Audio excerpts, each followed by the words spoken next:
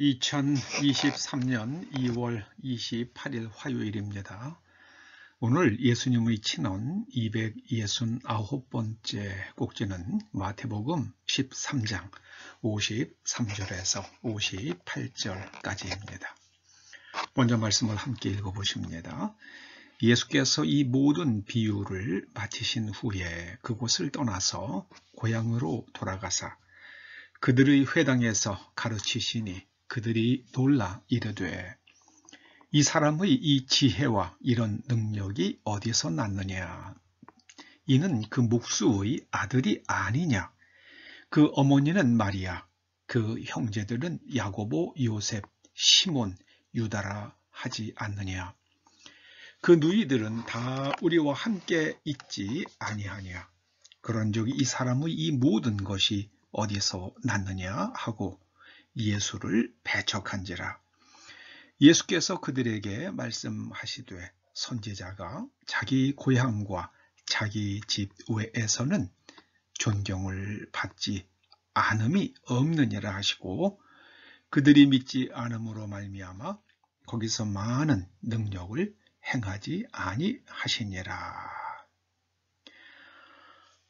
생각의 패러다임이 바뀔 때 새로운 것에 대한 믿음이 생깁니다. 사람이 부활한다는 것은 이건 전혀 새로운 겁니다. 그리고 지은 죄를 용서받는다는 것도 전혀 새로운 패러다임입니다. 또 부활하신 분이 승천하셨다가 다시 오신다는 것도 인류가 한 번도 들어본 적이 없는 전혀 새로운 패러다임입니다. 이 패러다임이, 이 생각의 패러다임이 바뀌어야만이 기독교 믿음이 생깁니다. 깨달으려고 그러면은 이 깨닫다로 번역된 헬라어를 여러 번 반복해서 말씀드립니다만은 그게 참 깊은 오묘한 교훈이 있습니다. 이걸 헬라어로 쉰이메이라고 그러는데요. 쉰과 히메이 두 개가 합친 거예요. 쉰은 함께, 히메이는 노타예요.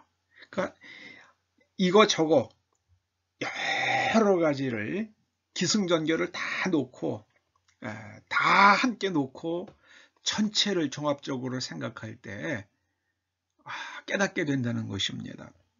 어느 한 부분만 들으면은 거짓말도 진실처럼 들립니다. 그런데 전체를 놓고 생각을 하면은 전체를 다 들어보면 이거 앞뒤가 안 맞고 이거 거짓말이구나 하는 것을 깨닫게 되잖아요. 우리는 진실, 기독교 복음에 담겨져 있는 그 내용들이 진실이라는 것을 깨달을 때에 비로소 믿음이 생깁니다. 여러분, 그 믿음이 생기려고 그러면 해봐야 되죠. 해봐야 됩니다. 그래서 이거는 내 힘으로 할 수 없는 일이다. 그렇게 인정할 수밖에 없는 일을 기도해봐야 됩니다. 그렇게 기도하면은 그런 일이 이루어졌다. 그때는요, 이거는 내가 한 게 아니죠. 내가 한 게 아닙니다. 그리고 기도했으면은 그 다음에 거기에 맞추어서 몸이 움직여야만 됩니다. 요단강이 갈라질 때에 법궤를 맨 제사장들이 요단강 물에 발을 담갔을 때 물이 그쳐진 다음에 마른 땅이 있고 나서 간 게 아니죠.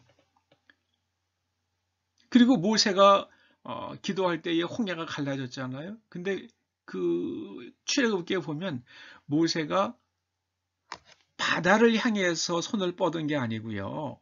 십계라는 영화에 보면은 언덕에 올라가 가지고 바다를 향해서 지팡이를 쭉 내밀죠. 그런데 성경에는 그렇게 돼 있지 않습니다. 성경에는 바다 위로 뻗었다고 돼 있어요. 바다 위로. 그거는 바다 위로, 물 위로 손을 뻗으려고 그러면은 모세가 물속으로 들어가야 되는 겁니다. 하나님께 기도했으면은 그다음에 움직여야만 합니다. 움직여야만 돼요. 그래야지 물이 갈라집니다. 그런 기적이 하나님의 능력에 나타납니다. 여러분 전체를 종합적으로 생각할 때 깨닫게 되고요. 그 깨달음을 통해서 진실을 깨달을 때에 믿음이 생깁니다. 예수님의 고향 사람들은 자꾸만 예수님의 가족, 예수님의 아버지, 예수님의 그 육신의 아버지, 예수님의 어머니, 그 형제들을 통해 가지고 예수님을 바라봅니다. 그냥 예수님을 있는 대로만 바라보지 못해요. 예수님께서 그 놀라운 지혜의 말씀을 가르치시면은, 아, 이거 하나님의 말씀이 바로 이거야. 이렇게 깨달아야 되잖아요. 그리고 사람이 할 수 없는 일을 하시면, 아, 이거는 하나님의 권능이 지금 저분을 통해서 나타나고 있구나라고 인정을 해야 되죠. 그런데 예수님의 고향 사람들은 예수님을 배척합니다. 이 사람의 이 지혜와 이런 능력이 어디서 났느냐? 지혜와 능력은 자기네들 눈으로 보고 있어요. 그런데 그 능력과 지혜를 가족들을 통해서 그 지혜와 능력을 바라봅니다. 있는 대로 보질 않아요. 그 예수님의 가족이라는 필터를 통해서 보니까 예수님을 배척하게 되는 겁니다. 여러분, 성경 말씀은요, 있는 그대로 보시기 바랍니다. 있는 그대로요.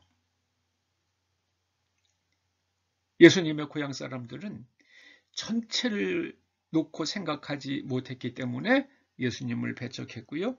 결국 예수님을 배척한 것은 진실을 외면한 겁니다. 진실을 외면하면은요,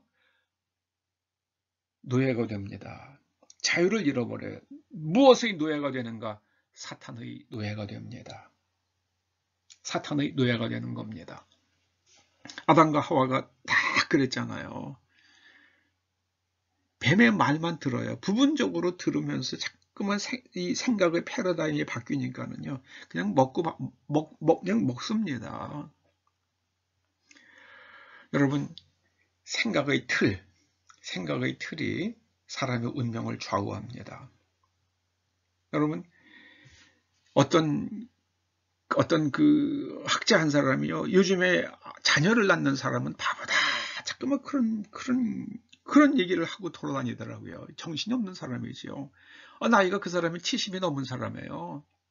그러면은 그 어려운 때 6.25 끝나고 나서 태어난 사람인데요. 6.25 전인 그 무렵에 태어난 사람입니다. 그 와중에 그 사람을 낳아가지고 키운 그 부모님들은 뭐예요? 상바보죠, 상바보.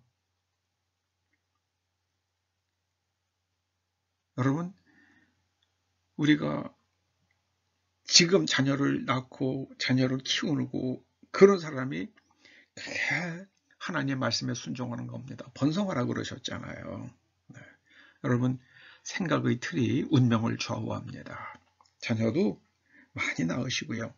하나님께 기도해서 하나님의 능력을 체험하시고 생각의 패러다임이 바뀌어서 성경에 약속된 하나님의 그 안전과 번성에 대한 약속의 말씀들을 다 향유하는 여러분들과 또 우리들의 후손 될 수 있기를 주님의 이름으로 축원합니다. 기도하시죠.